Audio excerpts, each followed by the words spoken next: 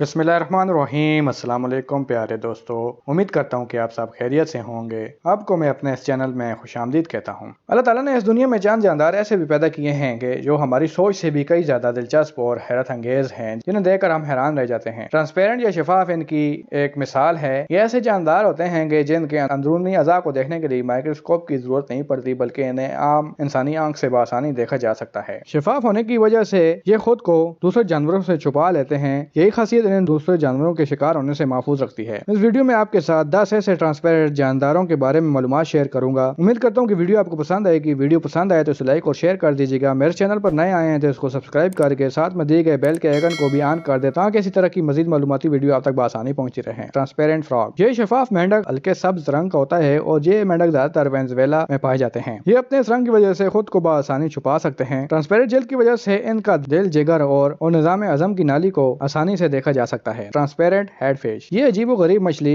गहरे पानियों में पाई जाती है, जिसे बारबेरिया कहते हैं। इस मछली की आंखें रोशनी के मामले में बहुत ज्यादा साफ होती हैं और इस मछली का सर बहुत ही शफाफ होता है। इस मछली के सर में मैदा होता है और इस मैदे के अंदर दो आंखें घूमती हुई नजर आती हैं, जिन्हें आप बआसानी देख सकते हैं। ट्रांसपेरेंट बटरफ्लाई, ये शफाफ तितली वस्ती अमेरिका में और मेक्सिको में पाई जाती है और इसे पनामा में भी देखा गया है। इस तितली के पास बहुत ही ज्यादा शफाफ होते हैं, इतने शफाफ के इसमें से गुजरने वाली नसों को बआसानी देखा जा सकता है और देखने में ये शीशे की मानद नजर आती है। ट्रांसपेरेंट स्क्वाड, ये शफाफ स्क्वाड निस्फ जनूबी कोरिया के समुद्रों में पाया जाता है और इसकी दोनों आंखों पर रोशन अज़ा होते हैं और ये अपना शिकार गहरे समुद्र में मौजूद मछलियों का करती हैं और साथ साथ वेल मछलियों को और समुद्री परिंदों को भी अपना शिकार बनाती हैं। ट्रांसपेरेंट ज़ेब्रा फिश, ये शफाफ ज़ेब्रा मछली 2008 में साइंसदानों ने दूसरी मछलियों के मिलाप से बनाई थी और इस मछली के अंदरूनी अज़ा को हरकत करते हुए बाहर से बआसानी देखा जा सकता है और यह सब को चिल्ड्रन हॉस्पिटल बोस्टन के मुहक्किकीन के लिए किया गया था। ट्रांसपेरेंट आइस फिश, ये अजीब गरीब मछली अंटार्कटिका और जनूबी अमेरिका के